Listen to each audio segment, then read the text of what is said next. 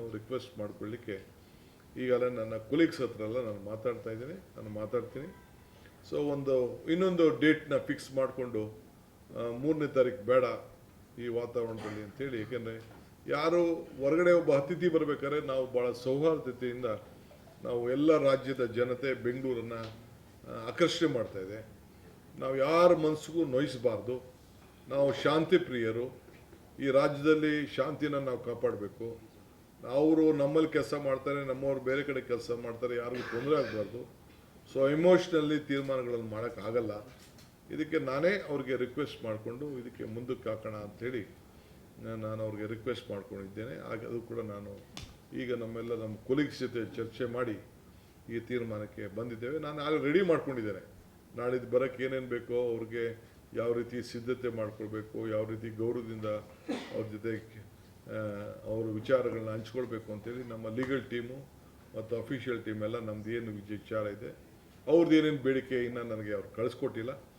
ಕಳಿಸ್ಕೊಂಡಾಗ ಅದರ ಬಗ್ಗೆ ನಾವು ಲೀಗಲ್ಲಾಗೆ ಏನೆಲ್ಲ ನಮ್ಮ ರಾಜ್ಯದ ಹಿತ, ಅವ್ರ ರಾಜ್ಯದ ಹಿತ ಕಾಪಾಡಬೇಕು ಅನ್ನೋದು. ಯಾಕೆಂದರೆ ನಮಗೇನು ಅವ್ರಿಗೆ ಒಳ್ಳೇದಾಗಲಿ ಅನ್ನೋದು ನಮ್ಗೆ ಆಸೆ ಇದೆ.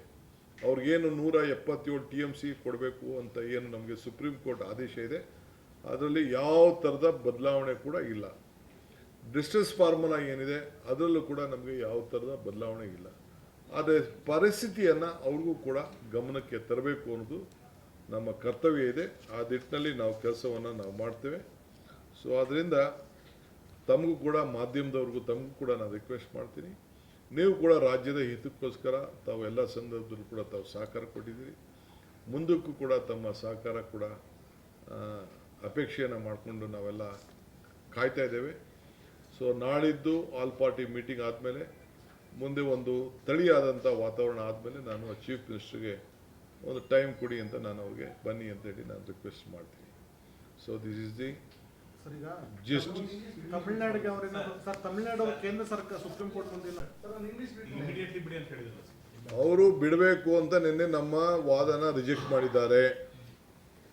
ಮುಂದಕ್ಕೆ ಏನು ಮಾಡಬೇಕು ಅಂತ ಆಲ್ ಪಾರ್ಟಿ ಲೀಡರ್ಸ್ನ ಮೀಟಿಂಗ್ ಕರೆದಿದ್ದೇನೆ. ಫಾರ್ಮರ್ ಚೀಫ್ ಮಿನಿಸ್ಟರ್ಸು ಕರೆದಿದ್ದೇವೆ, ನಮ್ಮ ವಿರೋಧ ಪಕ್ಷದ ನಾಯಕರುಗಳನ್ನ ಕೂಡ ಕರೆದಿದ್ದೇವೆ. ಅವರೆಲ್ಲ ಬರ್ತಾರೆ, ಅವ್ರ ಸಲಹೆ ಕೂಡ ಕೇಳ್ತೀವಿ. ಲೀಗಲ್ ಟೀಮ್ ಹೇಳಿದ್ದೇವೆ. ಹಿಂದೆ ಇಂಥ ಸಂದರ್ಭದಲ್ಲಿ ಏನೇನು ಆಗಿದೆ ಅನ್ನೋದು ಕೂಡ ಅವರು ಕೂಡ ಎಕ್ಸಾಮಿನ್ ಮಾಡೋಕ್ಕೆ ಹೇಳಿದ್ದೇನೆ. ಅದಾದ ಮೇಲೆ ಏನು ಮಾಡಬೇಕು ಅನ್ನೋ ತೀರ್ಮಾನವನ್ನು ಮಾಡ್ತೀವಿ. ನೀರು ಬಿಡ್ತಿಲ್ಲ ಅಂತ ಅವ್ರು ಸುಪ್ರೀಂ ಕೋರ್ಟ್ಗೆ ಹೋದ್ರೆ ಸರ್, ಈಗ ನಾನು ಯಾಕೆ ಅದಕ್ಕೆ ಯೋಚನೆ ಮಾಡಲಿ? ಮೀಟಿಂಗ್ ಆಗಲಿ ಸರ್, ಹಿಂದೆ ಸರ್ ಇತಿಹಾಸ ಪ್ರಕಾರ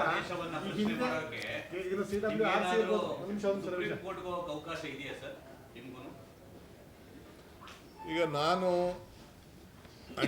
ನಾನು ನನ್ನ ಡೆಲ್ಲಿ ಲೀಗಲ್ ಟೀಮ್, ನಮ್ಮ ಅಡ್ವೊಕೇಟ್ ಜನರಲ್ ಅವರ ಸಲಹೆ ಮತ್ತು ನಮ್ಮ ಆಲ್ ಫಾರ್ಮರ್ ಚೀಫ್ ಮಿನಿಸ್ಟರ್ಸು ಮತ್ತು ಅಪೋಸಿಷನ್ ಲೀಡರ್ಸ್ ಅವ್ರ ವಿಶ್ವಾಸಕ್ಕೆ ತೆಗೆದುಕೊಳ್ಳದೆ ನಾನು ಯಾವ ತೀರ್ಮಾನನೂ ಮಾಡೋದಿಲ್ಲ. ಈಗ ನಿಮಗೂ ಸಹ ಸುಪ್ರೀಂ ಕೋರ್ಟ್ ಹೋಗ್ಲಿಕ್ಕೆ ಅವಕಾಶ ಇದೆ, ಅವ್ರಿಗೂ ಸಹ ಹೋಗ್ಲಿಕ್ಕೆ ಅವಕಾಶ ಇದೆ. ಅದೇ ಈ ಹಿಂದೆ ಹಲವಾರು ಘಟನೆಗಳಲ್ಲೂ ಸಹ ಅವರು ಸುಪ್ರೀಂ ಕೋರ್ಟ್ ಹೋಗಿ ಆದೇಶ ತಗೊಂಡು ಬಂದೇ ನೀರು ಬಿಡಿಸ್ಕೊಂಡಿದ್ದಾರೆ. ನೀವು ಅರ್ಜಿ ಹಾಕೋ ಸಂದರ್ಭದಲ್ಲಿ ನೀರು ಬಿಟ್ಬಿಟ್ಟು ಆಮೇಲೆ ಅರ್ಜಿ ವಿಚಾರಣೆ ಆಗಿರೋ ಘಟನೆಗಳಿದೆ. ಹಾಗಾಗಿ ರಾಜ್ಯ ಸರ್ಕಾರ ತಮ್ಮ ಈಗ ಇರುವ ನಿರ್ಧಾರಕ್ಕೆ ಸ್ಟಿಕಾನ್ ಈಗ ಹಿಸ್ಟ್ರಿ ಯಾರು ಬದಲಾವಣೆ ಮಾಡೋಕ್ಕಾಗಲ್ಲ.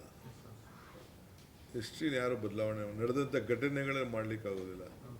ನಾನು ಹೇಳ್ತಾ ಇದ್ದೀನಲ್ಲ, ಇವರು ನಾಗೇಗೌಡರು ಇದ್ದಾಗ, ಬಂಗಾರಪ್ಪನವರು ಇದ್ದಾಗ, ಎಸ್ ಎಂ ಕೃಷ್ಣ ಇದ್ದಾಗ, ಬೊಮ್ಮೆಯವರಿದ್ದಾಗ, ಯಡಿಯೂರಪ್ಪನವರು ಇದ್ದಾಗ, ಕುಮಾರಸ್ವಾಮಿಯವರು ಇದ್ದಾಗ ಏನೇನಾಯಿತು ಅಂತ ನಾನೀಗ ಚರ್ಚೆ ಮಾಡೋಕ್ಕೆ ಹೋಗೋದಿಲ್ಲ. ಎಲ್ಲ ನಿಮ್ಮ ಹತ್ರನೇ ಮಾಹಿತಿಗಳೆಲ್ಲ ಕೂಡ ಇದೆ. ಸೊ ನಾವು ಕೂಡ ಅದ್ರ ಬಗ್ಗೆ ಎಲ್ಲ ಗಮನಿಸ್ತಾ ಇದ್ದೇವೆ.